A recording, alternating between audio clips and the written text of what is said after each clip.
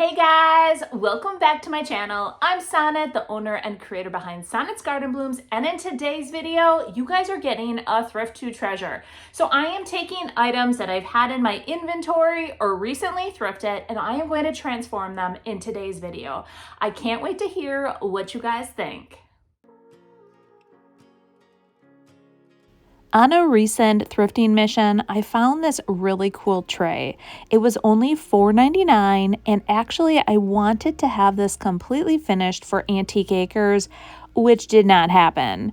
There was a minor issue on the inside. There was like a really thick, heavy kind of paper. They had, I don't know if it was sticky, but they had ripped it off and just the white was there. So I had to really scrub and soak to get that off. And that's what really delayed the whole process and why I just finally set it aside and it did not get finished for Antique Acres. But today we are taking spray paint and I am spraying one even coat over the entire piece. I ended up spraying 2 even coats over the entire piece, and initially my vision was completely different for this project. As the paint dried, I changed it up a bit. I decided I wanted to put a piece of decoupage paper on the bottom, and I really wanted that paper to pop. So I'm using DIY's White Swan, and I'm actually applying 2 even coats of that to the very bottom. And what this does is it really makes your decoupage paper pop. If I wanted it to blend in a little bit more, I would have just left as is, and I could have applied that decoupage paper directly on it.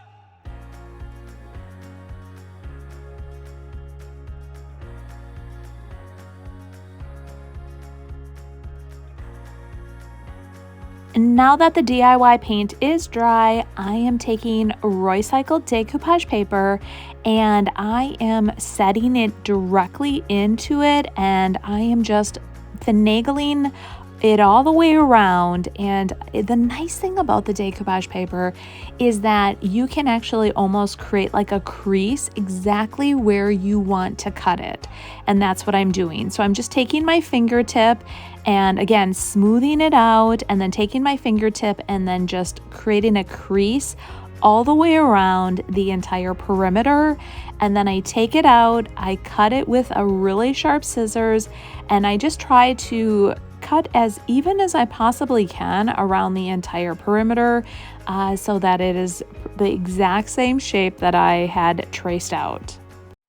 I should also mention I'm using 2 different papers, the Harlequin project blocks and then the Harlequin, and both of these papers can be found on my website at www.sonnetsgardenblooms.com. These papers work perfectly together. So Harlequin is one solid piece of that diamond shaped paper, and then the project blocks, you're getting that diamond paper, and then you're getting this really fun, like beautiful image of a mannequin and some different fonts. I love it.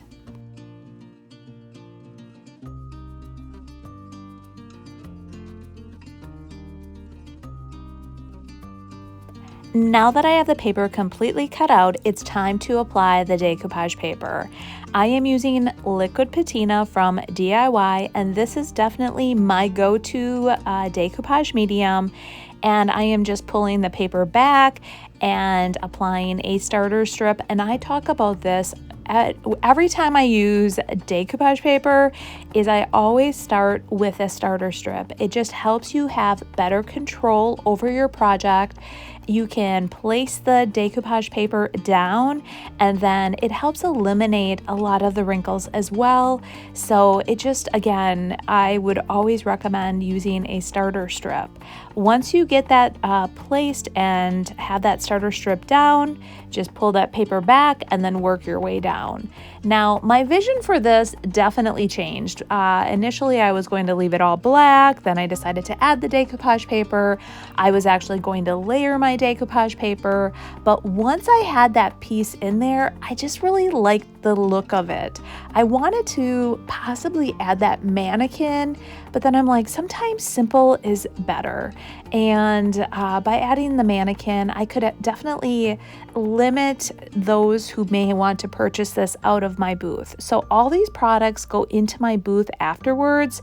Now, you guys, in the comments, let me know, do you think I should start offering my thrift flips and some of my thrift haul items on my website? In the comments, let me know, because it's something I might want to do in the future.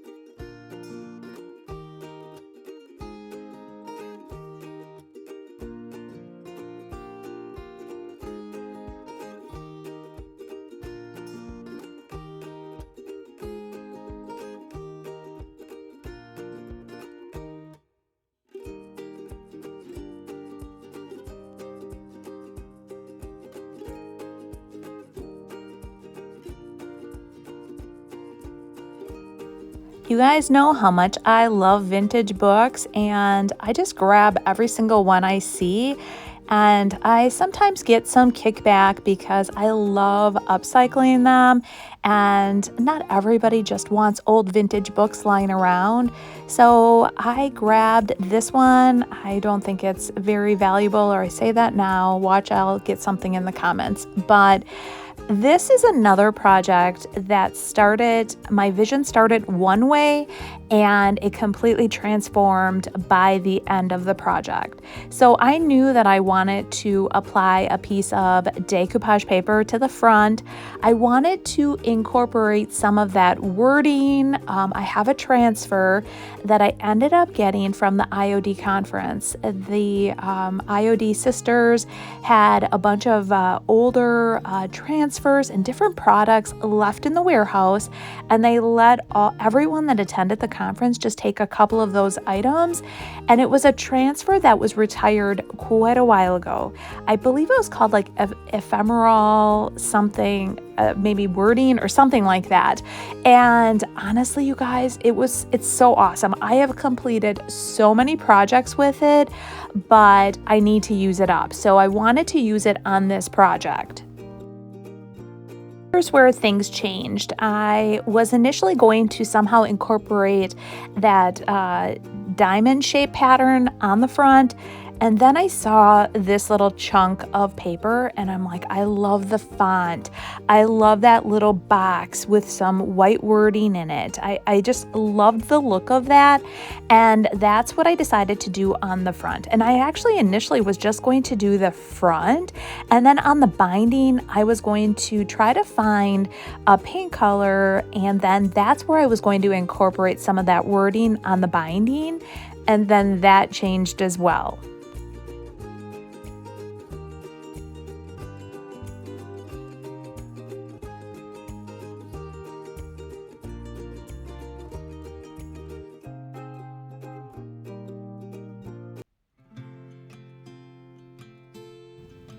I'm using liquid patina, which is definitely my go-to decoupage medium, and I am using that to apply this piece of decoupage paper on the front of this book.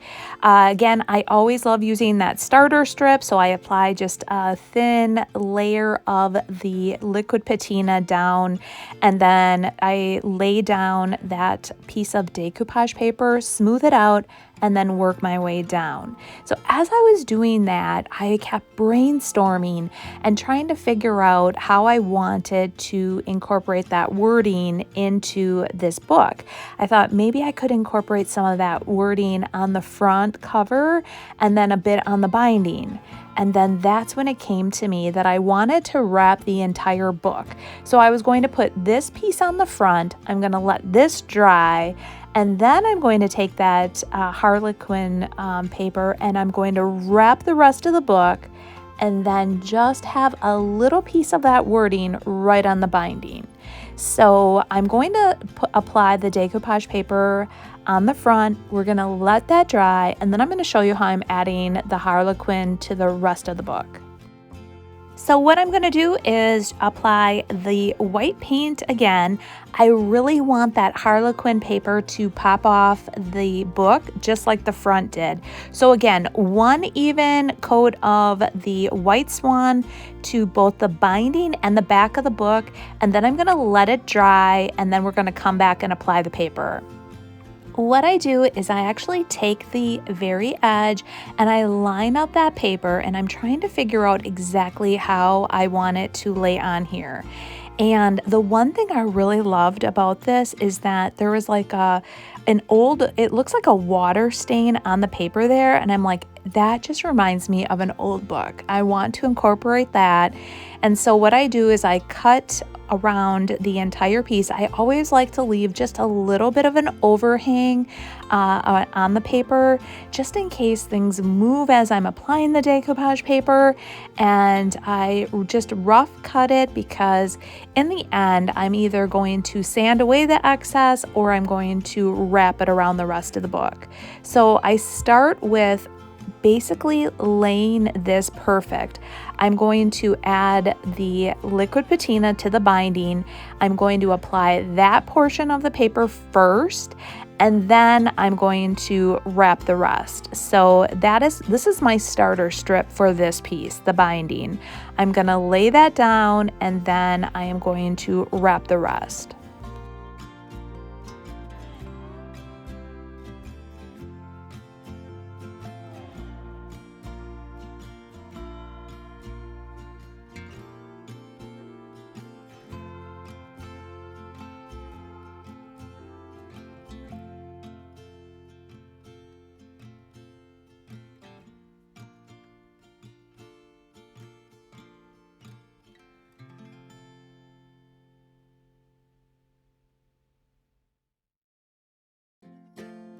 Now that the book is completely dry, this is when I want to go in and apply a little bit of that transfer.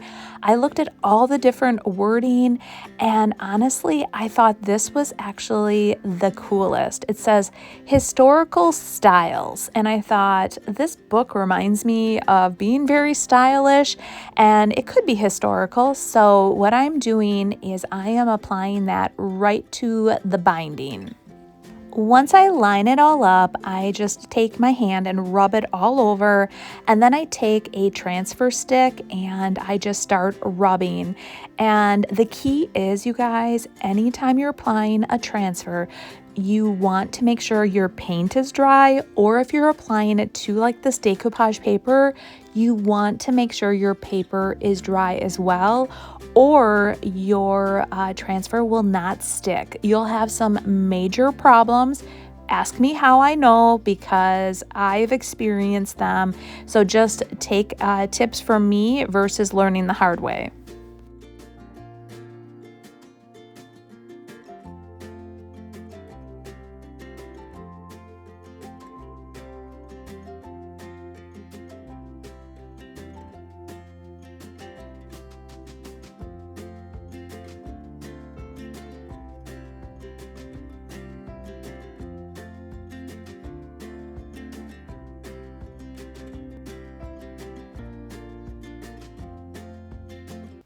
I found this tray while I was out thrifting, and what really caught my eye was all this beautiful detail, you guys. I love the feet. I love the whole look of it. I did not love the color. I decided I was going to spray it black, so I used black spray paint and I just put a nice even coat. I decided not to paint it because of all that detail and like that grid. I thought I will be here all day long if I was going to paint it. What I decided is I wanted to add a bit of this decoupage paper to the very bottom. This is Harlequin and it's a Roycycled decoupage paper. I love the look of it, but I did not want it to really pop. Typically, if I want that paper to really pop off of the item, I would add a white base. I just decided I wanted it to be more like part of the piece. So I'm using liquid patina and I'm going to apply it to this piece. Liquid patina is definitely my go-to decoupage medium. I talk about it often. You may have your own medium that you love to use. This is mine. And I think I like it because it's not too thick and it's not too thin, and it just works so great with Royce's papers. So I did the starter strip, I smoothed it out. One thing Royce has been doing is she mists her paper. If I have a bigger project, I like to do that, mist the paper to activate the fibers. When I'm using it on like smaller pieces like this, I feel like because I'm putting it on so quick, the actual liquid patina activates the fibers maybe, and I don't get any wrinkling. And I'm just gonna smooth out the liquid patina and then I'm gonna work my way down. This was such an easy upcycle, and keep in mind, you guys don't always need to do elaborate upcycles to change the look and feel of a piece. I used a little paint, today it was spray paint, and then I used a little tiny piece of decoupage paper, and this really transformed this piece.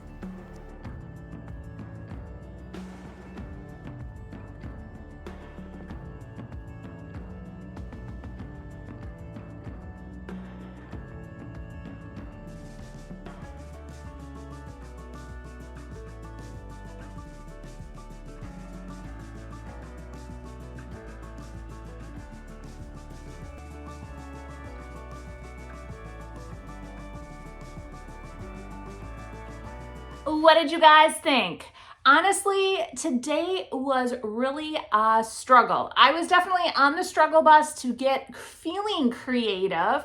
I don't know if you guys ever feel that way, but I am coming off of Antique Acres and I feel completely wiped. That took a lot out of me. Coming up with, basically hauling all my stuff there, setting up, being at the event, taking down, dispersing. So it was a lot, you guys. And, but I wanted to put a video out. I want to get back into my normal routine. And I'm hoping that I am doing that as of today. Monday's video, though, is not going to happen on Monday. It will be on Tuesday because Monday is Memorial Day. And honestly, I have been doing a lot of catch up. So be watching for my video on Tuesday instead of Monday. And what else? Oh yeah, Monday, you guys. Monday. First and foremost, happy Memorial Weekend. I hope you guys have an extremely amazing weekend with your family and friends or whatever you plan on doing. Monday, the Makers Box is officially launching to the waitlist. And so what that means, if you guys haven't heard, I have created what's called the Makers Box. And I have a wait list. So if you want to get on that wait list, definitely go down to the description and there will be a link below.